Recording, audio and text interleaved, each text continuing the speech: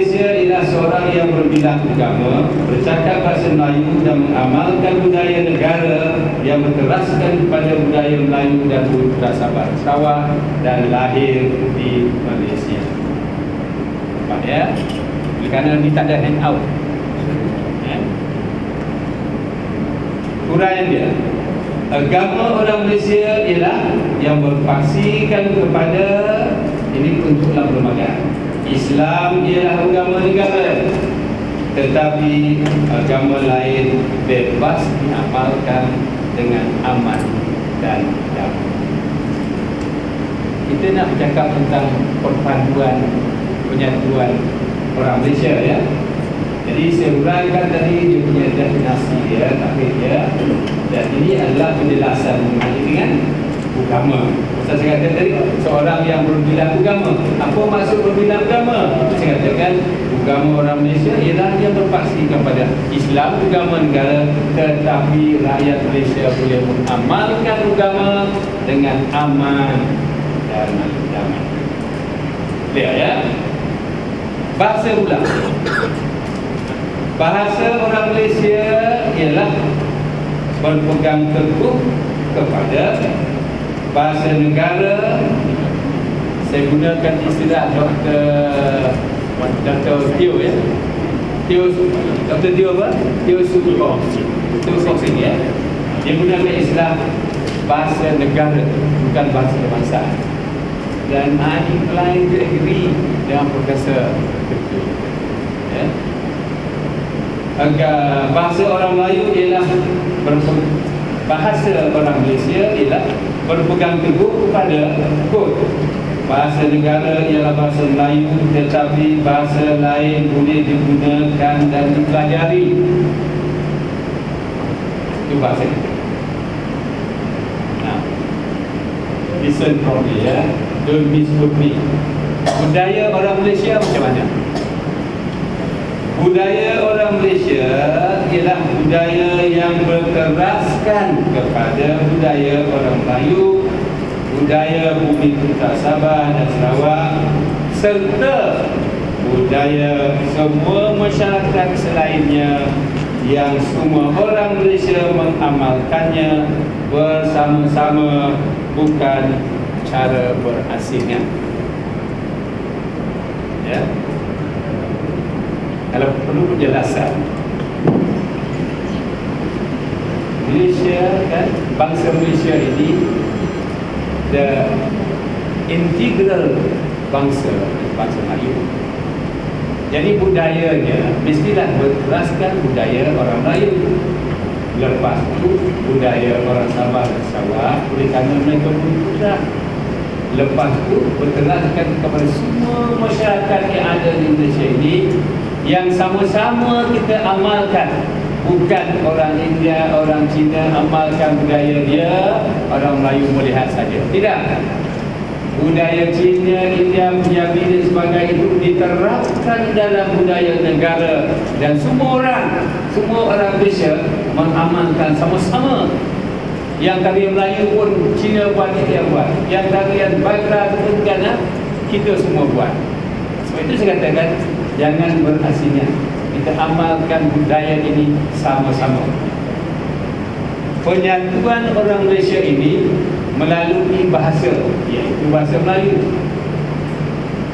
Penyatuan orang Cina ialah melalui bahasa Mandarin. Bukan kerana Cina itu ada biasa dia, ada biasa Hakka dan banyak bahasa-bahasanya, tetapi nak menyatukan orang Cina dengan bahasa Mandarin. Kalau di India, bahasa penyatuannya ialah bahasa Hindi. Orang India bercakap Tamil, Telugu, Malayalam, Urdu, ya. Banyak lagi lah. Ya. Kalau di Indonesia pula, Presiden Soekarno memilih bahasa Melayu sebagai bahasa perpaduan bahasa negara dia. Padahal di Indonesia itu the dominant race is Jawa. Kenapa tidak bahasa Jawa? Tapi Soekarno pilih bahasa Melayu. Kenapa? Oleh kerana bahasa Melayu adalah bahasa Nusantara di dunia Melayu. Jadi kalau dia belajar, kalau bahasa Indonesia itu bahasa Jawa, maka sekelilingnya bercakap bahasa Melayu, maka Soekarno nampak dia tidak boleh memimpin Nusantara. Soekarno berjiwausaha. Dia nak dikenang sebagai sebagai pemimpin seluruh dunia Melayu. Sebab itu dia pilih bahasa Melayu sebagai bahasa kebangsaan dia. Saya tambah sikit lah supaya nak tunjukkan dia. Kalau dia pilih bahasa Jawa, bagaimana orang Kalimantan? Dia akan katakan this is neo-imperialism, penguasaan orang Jawa ke atas orang Kalimantan. Boleh kan? Tetapi kalau bahasa Melayu ini sinonimus dengan orang Melayu di Nusantara ini.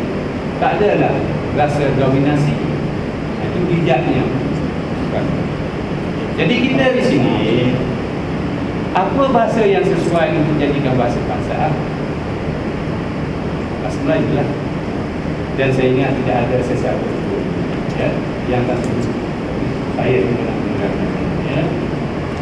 We'll take the subject of national unity based on bahasa. Kedua, penyatuan Melayu melalui penyusunan semula masyarakat bandar, luar bandar supaya hidup berjiran dan bermasyarakat. Ulang supaya saya dapat jelaskan. Penyatuan melalui penyusunan semula masyarakat bandar dan masyarakat luar bandar supaya mereka hidup berjiran dan bermasyarakat. Jangan bandar orang Cina, di estate orang India, orang Melayu di desa, dan hidup masing-masing. Macam mana nak bersatu? Jadi kena restructure, susun semula masyarakat yang di bandar, luar bandar ini, supaya kita boleh hidup berjiran, kita boleh hidup bermasyarakat. Barulah ada interaksi antara satu sama lain dan kita faham antara satu sama lain. Kita boleh bersatu oleh kerana kita menikmati fundamental right negara kita ini. All Malaysians enjoy fundamental rights. Apa dia? The law protect us equally. Undang-undang, we are equal before the law, and the law gives equal treatment to all of us. That is fundamental rights. We are given the freedom of speech, assembly. These are fundamental rights given to all of us so that we can breathe the fresh air. If you don't agree, you can tell either in Malaysia kini atau di media mana, where you don't agree, right there. But right lah dengan sopan santun. Sopan santun maknanya in a civilized manner, because we come from bangsa yang civilized, more civilized than the Europeans and the Americans put together. Chinese civilization bila mula, Indian, the Hindu civilization bila mula. Jangan kita nodai anak-anak cucu-cucu keturunan ini, termasuk orang Melayu ni kan, jangan kita nodai dengan bahasa yang kasar. Kita orang pernah tertib. Kalau orang Melayu pun diajar dalam bahasa Hindu dulu pun macam juga. Orang Hindu kalau dia minta maaf dengan ibu bapa dia, cium lutut dia. Dia kalau sudah berhutang kan, apa dia buat? Dia cium lutut ibu dia. Kalau orang Melayu pun begitu juga. Ini orang bertamadun tinggi, tahu menghormati ibu bapa, tahu menghormati orang tua. Kenapa sekarang ini kita buat aja mengikut tabiat orang barat?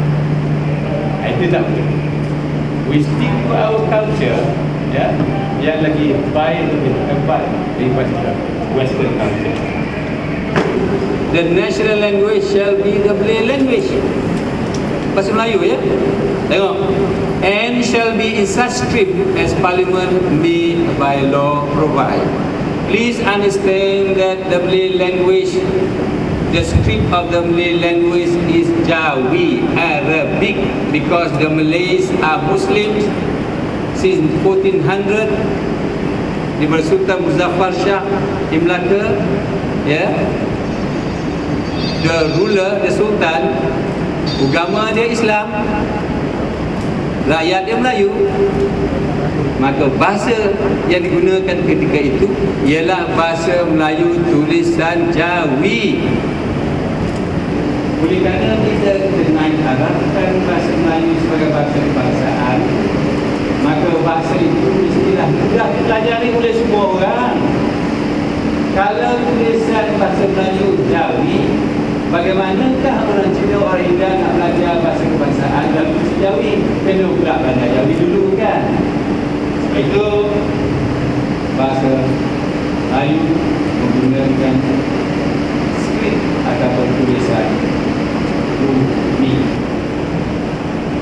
Patut tak saya katakan, ini ada satu pengorbanan besar oleh orang Melayu. Oleh kerana bila orang Melayu meredakan, membenarkan bahasa kebangsaan itu menggunakan tulisan bumi, maka jauhlah orang Melayu daripada tulisan Jawi, iaitu Quran dan Hadis dan agama yang semuanya ditulis dalam tulisan Jawi. Tapi demi perpaduan, orang Melayu sanggup mengubah rimba bahasa bumi ke bahasa bumi kepada Jawi. Pengorbanan ini kenalah dibalas oleh orang bukan Melayu supaya belajar bahasa Melayu, gunakan bahasa Melayu sebagai kalimat hari-hari. Itu patutnya respon pengorbanan Melayu tadi. Orang bukan Melayu berkorban pula untuk sama-sama belajar dan menggunakan bahasa kebangsaan. Bagi pengguna yang ingin mengemukakan sebarang aduan, sila hubungi alamat dan nombor telefon yang tertera.